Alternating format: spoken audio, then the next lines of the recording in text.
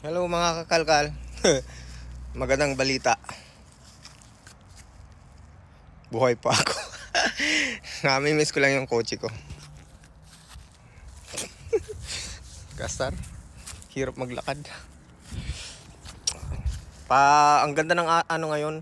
Ang klima ng Australia ngayon, oh. Asul na asul, oh. Grabe. Alam niyo yung tapat ng bahay namin, may bus stop. Ito yung bus stop niya. So, paglabas ko ng bahay, ito lang yung bahay ng nanay. Paglabas ng bahay, yung bus nandito. Ayan, oh. Diba? Dito ko pinark yung sakyan ko.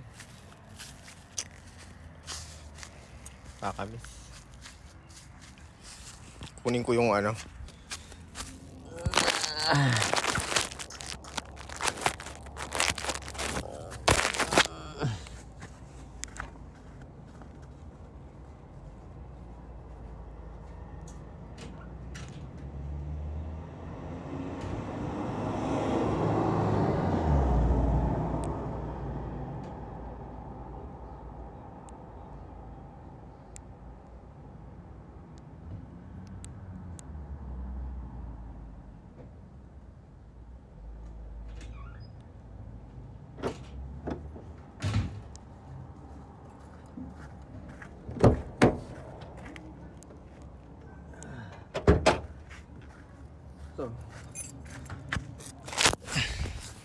yung gustong tumingin ng kotse ko, gusto kong ibenta. Ito nga pala yung engine nito. Yung engine bay. So ito yung engine bay. So pinalitan na ng aluminum na radiator. Tapos yung intake niya aftermarket na pinasok doon. So hindi siya nakalabas. Nandoon siya sa ilalim. Ngayon, yung blow off valve niya na-adjust to eh. Pwedeng palakasin, pwedeng pahina. So, boom, sumasabog. Ito yung intercooler niya. Hindi naman pinalitan yung intercooler. So, hindi siya hindi siya napalitan. Pero yung turbo nito napalitan na. So napalitan ng medyo malaking turbo sa Subaru. Tinatawag nilang BF52 siguro yun. Saka yung gulong.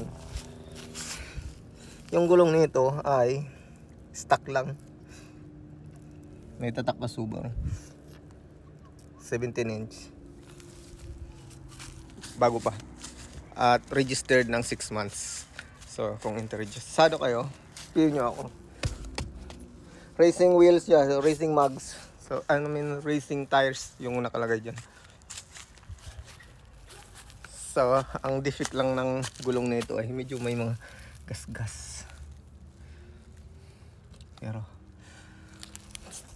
aftermarket na yung nito, tambutso nito. So, pinalitan na siya, cutback yung tambutso niya. So, pag dinadrive mo, gumaganon yan. So, tapos yung loob nito ay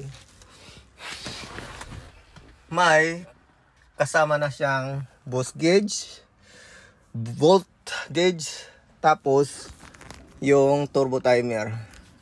Yung turbo timer niya.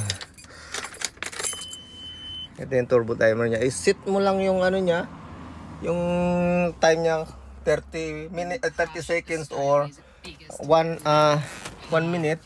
Kahit patay mo na yung engine niya, sa loob ng 1 minute hindi pa siya mamamatay kahit tanggalin mo yung susi niya. So ganyan ang yan. Tapos binilihan ko na siya ng gear stick niya, gear knob niya. Aftermarket na yan. Leather seat, sunroof. Gumagana yan lahat.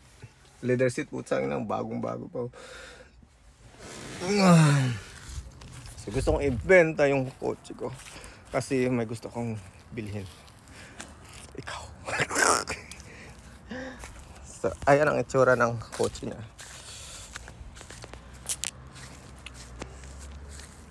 Medyo lowered na kasi kaya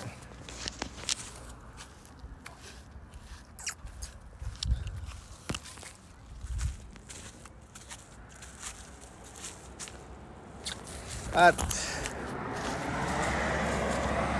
kayo na magpresyo. So tawaran nyo.